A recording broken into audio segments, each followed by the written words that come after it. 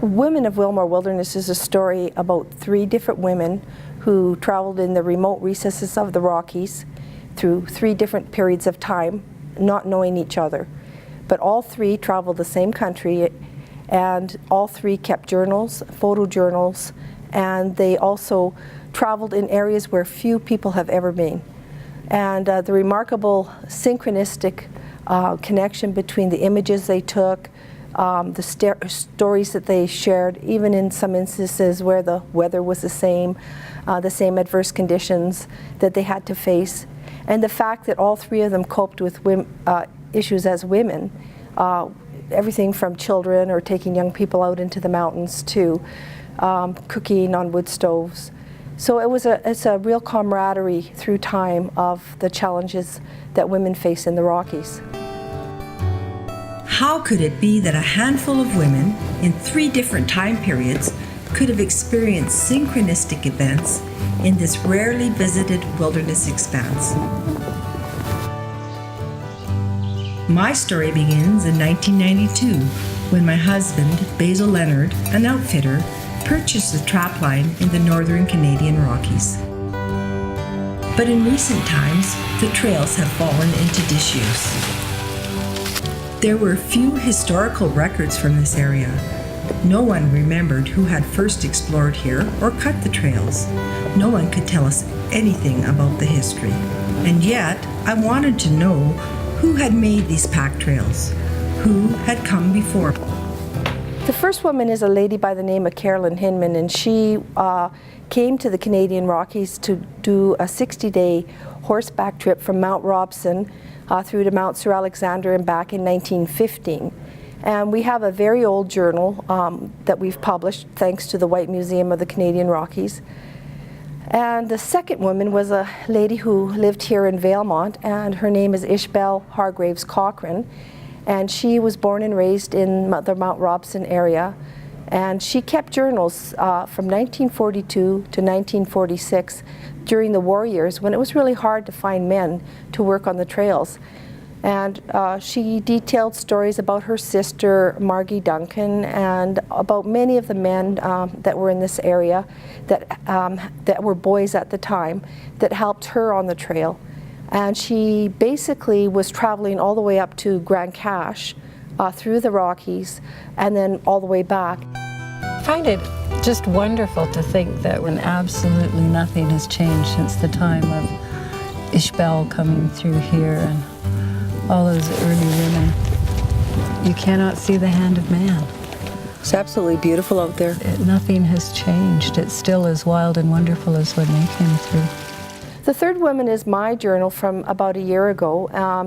I've been traveling in the same area as Ishbel for the last 35 years, wondering who had been on the trails, and we found camps, we found sign, we were restoring the old historic trails.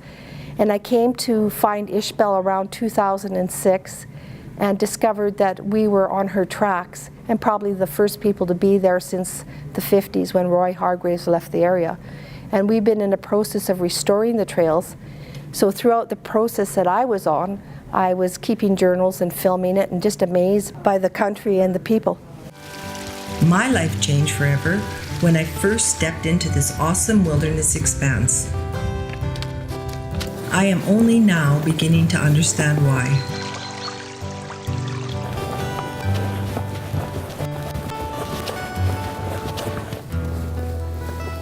What inspired you to write this book? Well, I was really keeping my own personal journals on the trail, and when I came to Valemount in 2006, I met Ishbel Cochrane and discovered she had an almost identical type of journal with pictures pasted in the back like women do, and I realized shortly there about Carolyn Hinman's journal, and I felt here's a story that needs to be told. These women have really done really exceptional things in the wilderness. They were very capable, and I really felt strongly that we needed to tell their story. And so I became the glue. At first I saw myself as outside of the story, just telling their story, but I worked with another filmmaker who said, "Sue, you can't do this. You're the glue that holds it together. You have to be in there." So I I found that, yes, it was really important for me to share things from the past and present through my eyes as well. So it was really quite a challenge, because a lot of filmmakers don't usually make films when they're in a film or write a book. It became part of my book as well, and so that was kind of an interesting challenge for me as a filmmaker and a writer. Their family livelihood came from outfitting in these mountains, just as my family has done. I share meaningful coincidences with these women, and we were all fortunate to travel the same historic trails with the mountain men we admire. What do you hope that people will take from the book and the film? I hope that if I was ever reincarnated and came back in another life, I would read that book and I would go and find those trails, and I would have a heck of a good time enjoying the beautiful scenery that Ishbel and Carolyn saw. Like, when you see the movie, you'll see the country is absolutely exquisite. So I hope I left tracks so that the future generations can follow the trails, and that's why I'm so excited about Valemount and McBride and some of the areas around, that the young people might read that and say, you know, I really want to go and see those trails that Roy Hargraves once went on, or Ishbel Cochran, or Margie Duncan, or any of those women traveled. If a woman can do it, I can do it. And in the movie, I purposely showed a young baby that was like less than a year old being on the trail. So it's not for only the tough and rough. Like, a lot of times the mountaineering films are getting to be so that you have to be so amazingly athletic. You don't have to be. In our film, we have an 82-year-old man on the trail. We have a little baby on the trail. So we're showing that families can do this safely, and it's a way of life that's been here for a long time. And my hope to the world out there is that we will continue for another generation or more to continue this way of life. As I get older, I see more clearly that humans are but a speck in time. We are on this great planet for only an instant in eternity. But the mountains are timeless. They are a silent... Can you tell us where you have been showing the film so far, and what the response has been? Okay, we started our first film premiere at the White Museum of the Canadian Rockies in Banff, Alberta. And we had an absolutely amazing crowd. A lot of like family members, like the Brewsters, Paul Pato, Kevin Stanton, Mac Elder. Like, the outfitting community came out, and the museum people said there was more history in the room than there was in my movie, and I agreed with them. And then we went from there to the Royal Alberta Museum in Edmonton, and we had a wonderful group of people that came and saw that from the city. And then we went to Edson, and we donated the funds from the door to Habitat for Humanity for them to raise money, and we had a really good showing there. And we had the Grand Cache Gala at the Grand Cache Mountain Métis Center, and we had a really good turnout there.